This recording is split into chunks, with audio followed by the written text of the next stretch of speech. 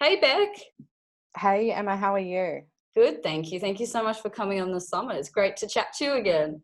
Absolutely. I'm so excited to be here and to have the opportunity to talk to you again. Yay. So you're a career coach. You're the founder of Pop Your Career. But I know you actually worked in like HR and agency recruitment before starting your own business, where you sort of were more focusing on like resume writing and like done for you kind of services.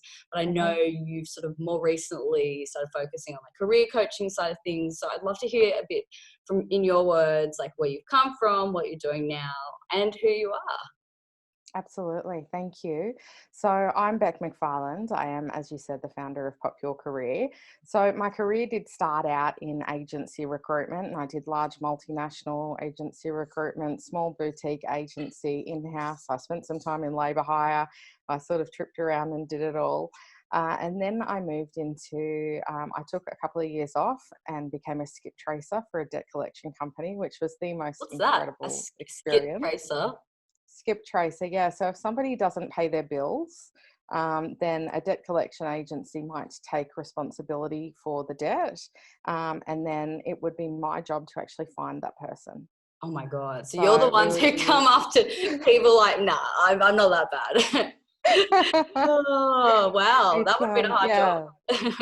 It was actually really interesting. So we Yeah. had access to loads of different databases. We were able to do lots of different things to try and find people. And then when we found people, we had to negotiate with them and encourage them to pay their bills. So it Yeah. was challenging, but it was I'm glad there's exciting. kind people like you doing that, because it helps. Like, I'm sure a lot of those people in those sort of situations aren't in very good situations if it's come to that. So Yeah, it's nice to know that. absolutely. Sorry, I'll Yeah, let you get back to absolutely. it. I was just like, what's that? Definitely interesting. So after that, I moved back to Canberra. I'd spent a couple of years in Brisbane at that time. So I moved back to Canberra and I became the HR manager of a local business here, about 30 employees. It was a telecommunications company. And so during that time, I did HR management as well as sales management of a small but high performing team. And then I joined the public service. So I did what everybody in Canberra does and go to the government. And I spent 3 years working in a recruitment team within a small government department.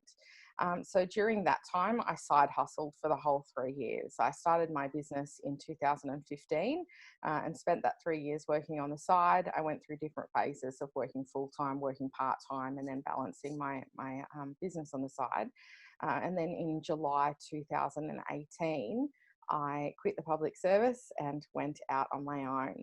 So, like you said, at the time I was doing a lot of resume writing, selection criteria, response writing, and a lot of what I was doing was done for you services. And I was starting to sort of build up the career coaching side of things.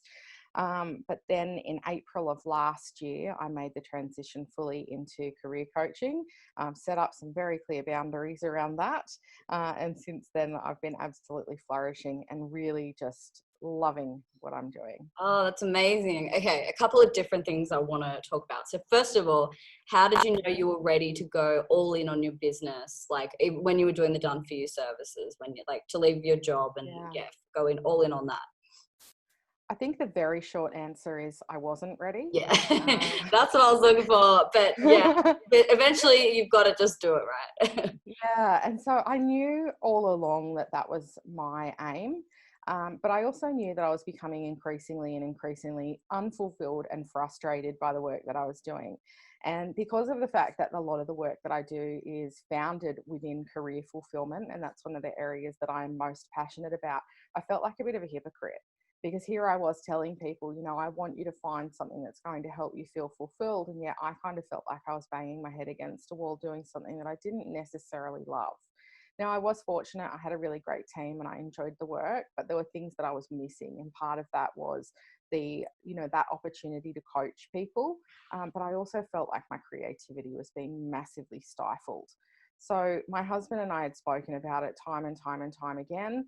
And much like when I got to the point where I decided to leave my job as the HR manager and go into the public service, we just kind of got to this point where we went, it's now or never. Yeah, awesome. And Yeah. was it scary, like taking the leap?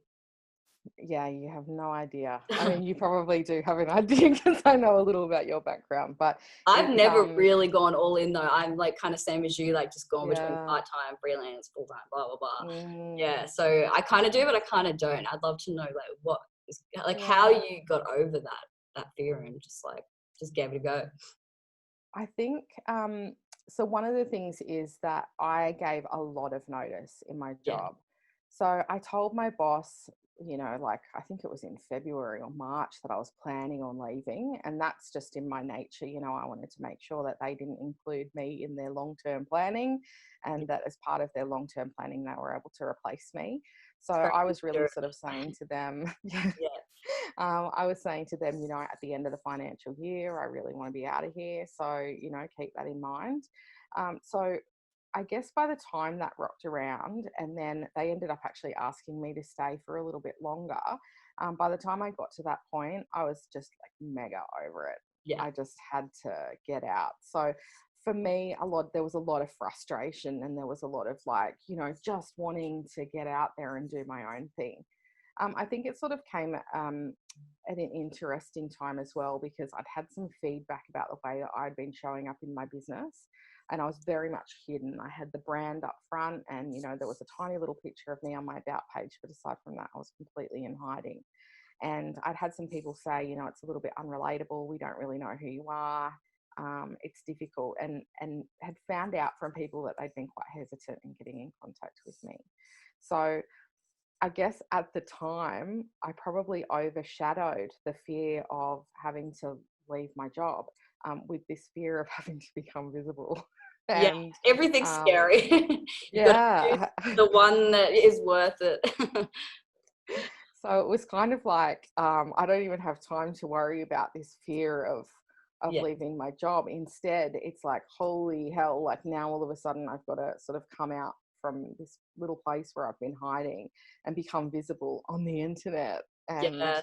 And I did that, and I've done, I believe, a really good job of it, and it's made a huge difference for me and my business. But yeah, I think that was definitely more of where my energy and my focus was going. Yeah, and you have done that really well. Like, put yourself out there. You're on lots of podcasts. You're on lots of things like this. I want to know, as a fellow introvert, how you have navigated that, because it can be really scary, even for people who aren't introverted. But like, I know for me Mm, particularly, it's been something that's been really scary. So, yeah, how have you navigated that? yeah. So I guess while I was in the role as the HR manager, I did my DISC accreditation.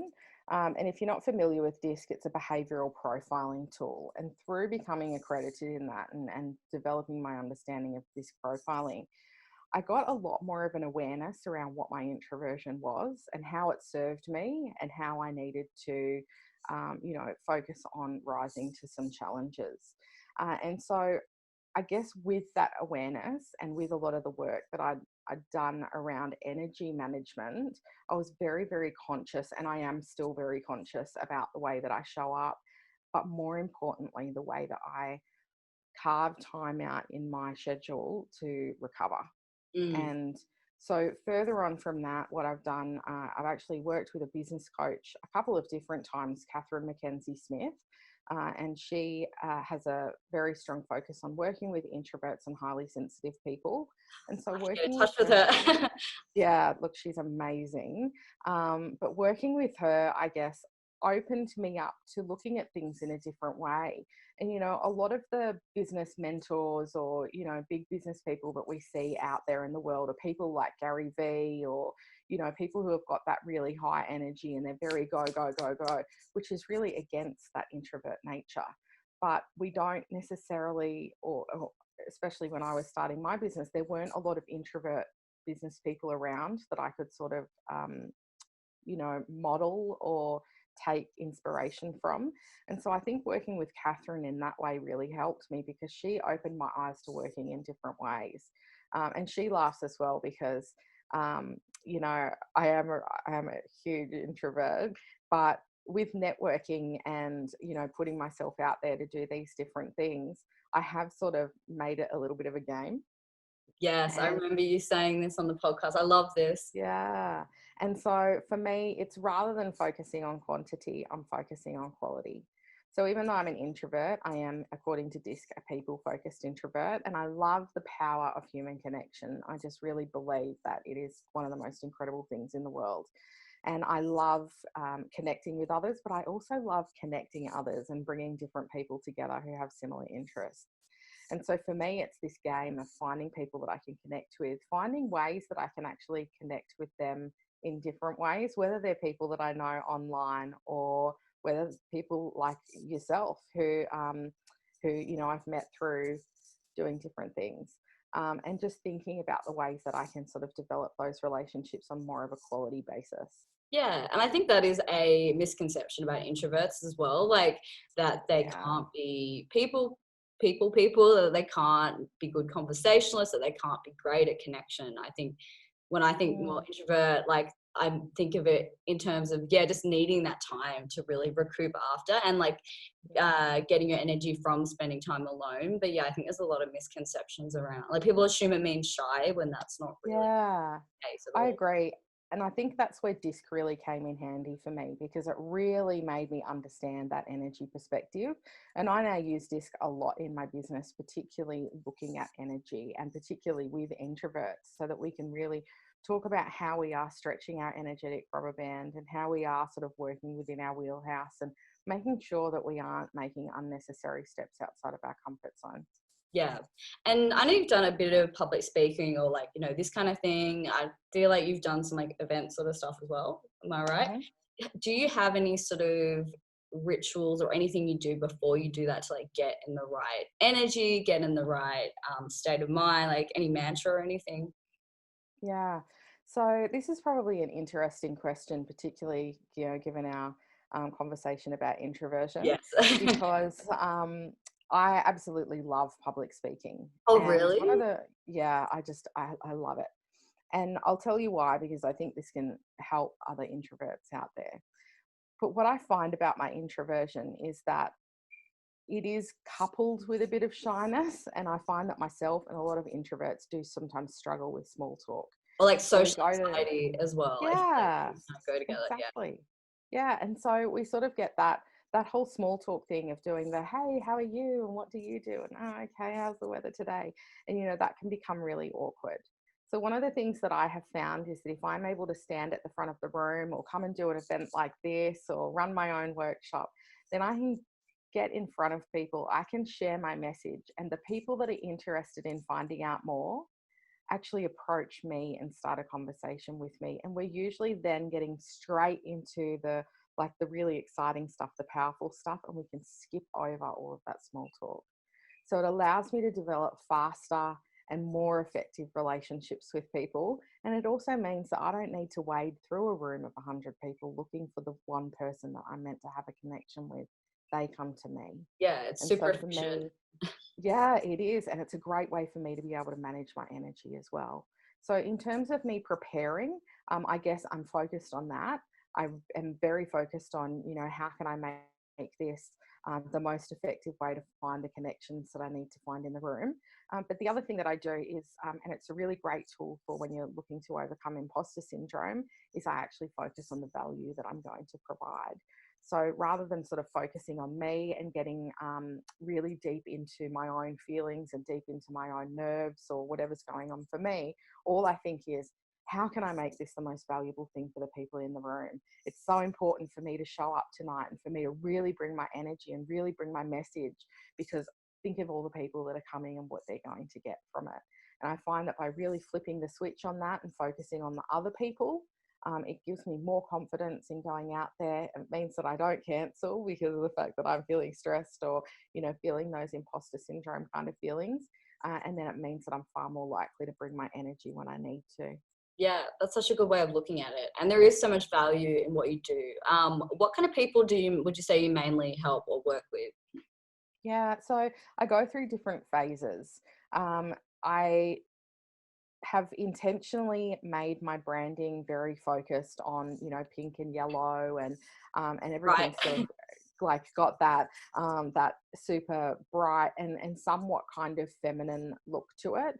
And because of that, I do work with mostly women. But I do have a few male clients who I really, really enjoy working with because of the fact that they are open to being vulnerable.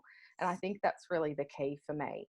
So what I look for when I'm meeting with a client or a potential client, talking about whether or not we're a good fit, is someone who I guess is willing to do the work, is willing to be vulnerable, and someone who's willing to have fun along the way. So in terms of the content, there are sort of three main areas that people come to me for help. The first is they need clarity, and this can be clarity around sort of what they should do next or how they should do it. The second thing is the mindset piece. So it's often around confidence or imposter syndrome, self-doubt, comparisonitis, all of that juicy stuff. And the third thing is accountability. So as I said, my main focus is around fulfillment. So I work with people who are in traditional careers, but who are also in businesses or who are side hustling, to help them look for ways that they can feel more fulfilled in their career. And that could mean a change, or it could just mean changing up the way that they're doing things now. What are some of the biggest like mindset blocks that you see people facing, preventing them from like going after that, that dream career? Or is it just not knowing what that is? Sometimes it's not knowing, sometimes it's not understanding who they are. And what I see a lot is people who think they are a certain person, but they are actually someone completely different. And we are conditioned to adjust the way that we approach life, and the way that we present ourselves. And sometimes that means that we're actually masquerading as someone else. So that is something that comes up quite often. Another thing is, exactly what this whole summit is all about: people who are feeling like they're not ready, and people who are feeling like they need help in getting to a point where they feel like they're ready. Yeah. And that could be the clarity piece. It could be, doing more mindset work around why they're not feeling ready. So a lot of the time that we don't feel ready is related to imposter syndrome or self-doubt in some way. And so I might have clients who come to me and say, I'm working on getting a promotion. I'm not ready yet because I need to do X, Y, and Z. And so part of what I do might be helping them to achieve some of that X, Y, and Z, but part of what I do might be helping them realize that they don't actually need it after all. Yeah, awesome. I feel like another big thing is perfectionism and like waiting for the perfect time. I feel like imposter syndrome and perfectionism kind of go hand in hand, like usually the same sorts of people who deal with that. But yeah, just like feeling like, oh, it's not the perfect time. I should wait till this, and this before I leave my job or go after this. Do you think it's ever possible to feel ready to do anything, or that there is a perfect time to do anything? No. No, I really don't. And I think that you're right. So perfectionism is a huge imposter syndrome behavior. Another one is procrastination. And the two go hand in hand, and both of them are largely driven by fear. Yeah. And, whether that is, fear of being found out, which is typical in imposter syndrome, but whether it's fear of failure, fear of success, fear of missing out, it could be really anything. But there's usually some kind of fear that's preventing you from moving forward. So is there ever a time to be 100% ready? No, I don't believe there is. But one of the things that I talk a lot about, and I do have an online program about it, is really diving into how you can be intentional about pushing yourself forward.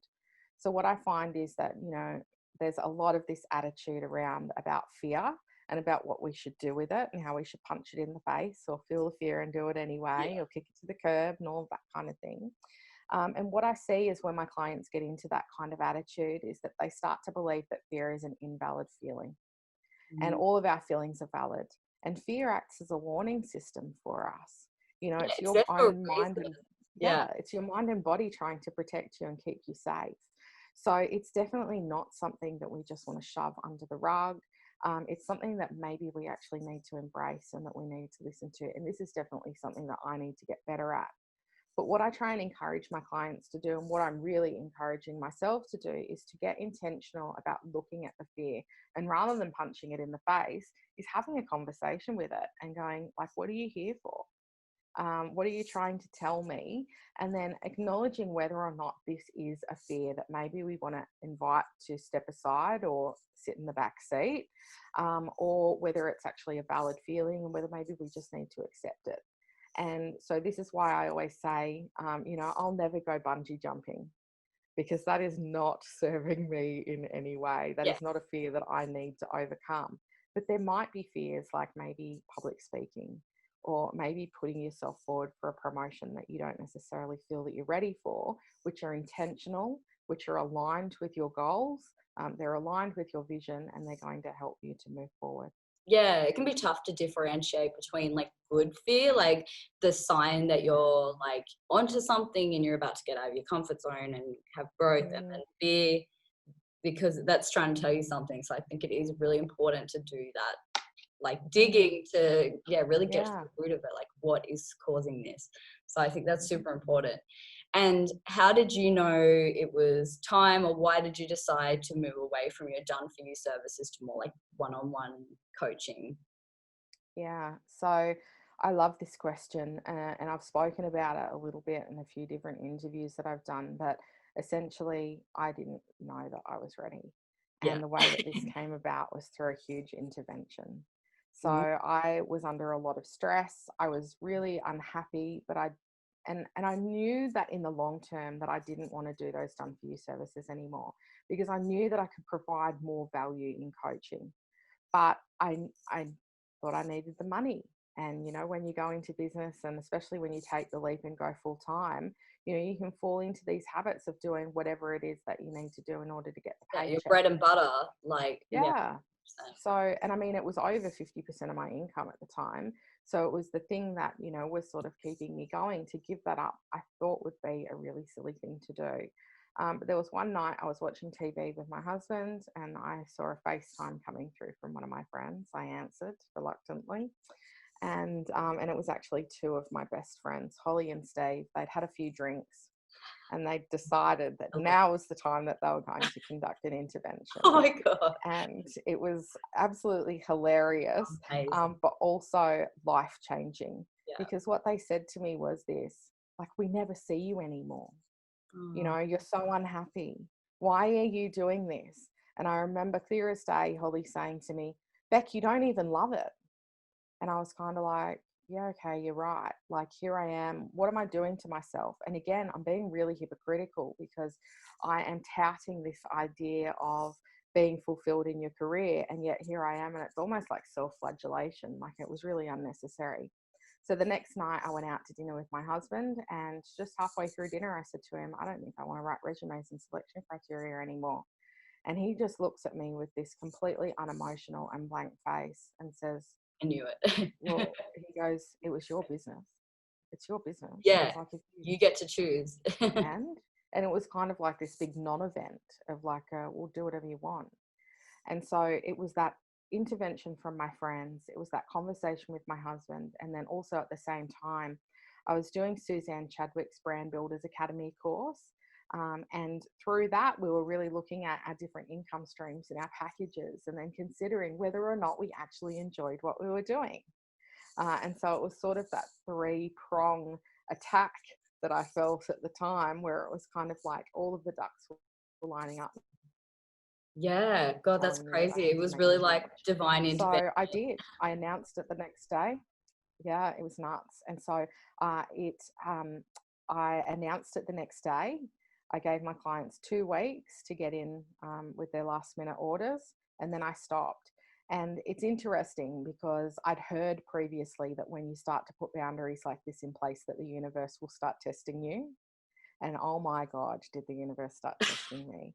All of a sudden, I started to get absolutely flooded with inquiries Went from around the the types of course. Yeah. clients that I would have loved to work with before. And Oh, people saying things to me like, oh, but you'll do it for me, won't you? And I was my like, no, God. I'm Universe holding is strong. testing you. How Yeah, serious are you about absolutely. this? And so, yeah, and I'm holding strong. And every now and then I still get this test of like a client that I've worked with before and loved working with. And they say, I need you to write me another application. And still to this day, it's nearly 12 months. I am holding strong, and I have not written a resume at all since April of last year. Yeah. And then you have people like me who are like, oh, you need a resume, right? I'll just tag Bec in this post. It does take a while for people to really get, like, this is my thing now. Like, are you Yeah. finding that? Like, I people am, are but I'm grateful for it, because yeah, for people to have me at the forefront of their mind, true. I think if you that career, it's yeah. yeah, it is totally magical. And I'm really fortunate. I've got some beautiful women in business who do write resumes and selection criteria responses, and I send them a lot of work. Yeah. But also, there is a larger and broader conversation around, is it actually a resume that you need, or maybe you need some career coaching? It's a career change, did you say? Sorry, I got a plane Some, going over. oh, But you're right. No, maybe you need some career coaching. career coaching, yeah, exactly. Yeah. Mindset work around it. Yeah, Mm, definitely. absolutely. And just to sort of finish up, what kind of advice, what's the biggest piece of advice you'd give someone who's thinking about changing their career or turning their side hustle into a full-time job, or, any sort of big career change or pivot like that, but it doesn't Mhm. feel ready? What's the biggest piece of advice you would give them? Just do it. Yeah. I know Nike said it first, right? Yeah. But Said it well. nothing is permanent, Yeah. you know? And this has been really interesting for me in doing some speaking gigs, and especially working with some young women who are getting ready to graduate and are sort of going, like, what should I do? Which direction should I head in? And my response is always like, nothing is permanent. So if you are feeling like you are looking for a change, or there's something that you want to do, just do it. And if you don't like it, then you can stop. Yeah. And, and it's kind of like life is just this big experiment. And I really try and focus on this a lot with my clients, in terms of like, try and loosen the expectations around what you're doing. Try and look at it as though it is an experiment, and do as my best friend Steve says. He says to me, let's just play the see what happens game. Yes, I love that. Also, you have really good friends. I was gonna say that. Like, I'm so glad they were looking out for you, and now you're doing what you're meant to do. So I think that's Absolutely. And they will really, never let me forget it either. yeah. Like, it was all thanks to our intervention. Thank God Yes. for the tequilas that we had before that. I love it. Awesome. So just to finish up, Absolutely. where can everyone find you on social media? And do you have any offers or anything that you would like to point them towards? Yeah, sure. So I'm at Pop Your Career pretty much everywhere. I'm on Facebook, I'm on Instagram. I do love a bit of Instagram stories if you're interested in a bit of a ramble and a rant. I do have, as I mentioned, a 14-day program called Brave, which is all about how to get more intentional about stepping outside your comfort zone. I am running another live round of that very soon. You can find out more information at popyourcareer.com/brave. And if the cart is not open at the time that you take a look, then you can always enter your details and join the wait list to find out more. Awesome, and we'll pop all that in the notes as well. Thank you Brilliant. so much, Bec. It was great to chat to you again, and thank you, yeah, so much for sharing all your wisdom and all things career and introverting. I feel like, yeah, you packed a lot of like gold into that very short interview. So thank you so much. Thank you. It's my pleasure.